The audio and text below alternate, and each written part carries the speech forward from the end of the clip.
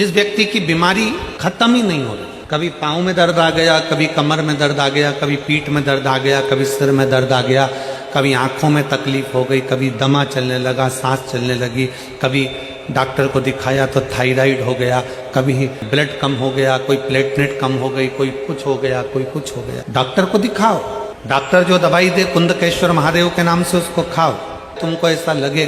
कि ये शरीर का रोग तो समाप्त तो हो ही नहीं रहा, एक ना एक रोग चल ही रहा,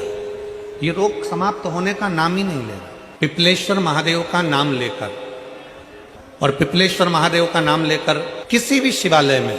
शंकर के मंदिर में जाकर एक बेलपत्र रखकर उस जो प्रसाद तुम बना कर ले गए हो, जो तुम भोग बना कर ले गए हो, उसका स्पर्श कर कर पिपलेश्वर महादेव का नाम लेकर शंकर को उस भोग को रखकर बेलपत्र रखकर शिव जी को 7 बार एक ही लोटे का जल, केवल एक लोटे का जल 7 बार उत्तर की ओर मुख कर कर दक्षिण में खड़े होकर शंकर के शिवालय पर 7 बार एक ही लोटे का जल 7 बार थोड़ा थोड़ा कर कर उसको गिरा दीजिए, शिव जी के ऊपर चढ़ा दीजिए 7 बार। बाद में जो प्रसाद पर आपने बेलपत्र रखी है उसी बेलपत्री को उठाकर शंकर के शिवलिंग पर चढ़ा दीजिए। बाबा को प्रणाम करिए, बाबा मेरे शरीर का रोग समाप्त नहीं हो रहा। किसी भी दिन पिपलेश्वर महादेव का नाम लेकर वो चढ़ी हुई बेलपत्री लियाओ, प्रसाद लियाओ, घर पर आने पर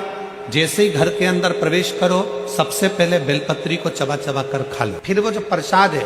उस प्रसाद को 7 गांठ से थोड़ी थोड़ी देर में 7 बार में उसको खा लेना। बाबा देवाधिदेव महादेव का नाम लेकर, पिपलेश्वर महादेव देव का नाम लेकर प्रणाम कर कर जल का आचमन,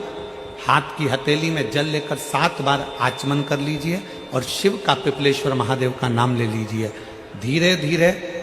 15 दिन लगेंगे और 15 दिन में बीमारियां अपने आप कम होना प्रारंभ हो जाएगी और बाबा आपका हाथ पकड़कर आगे बढ़ाएंगे।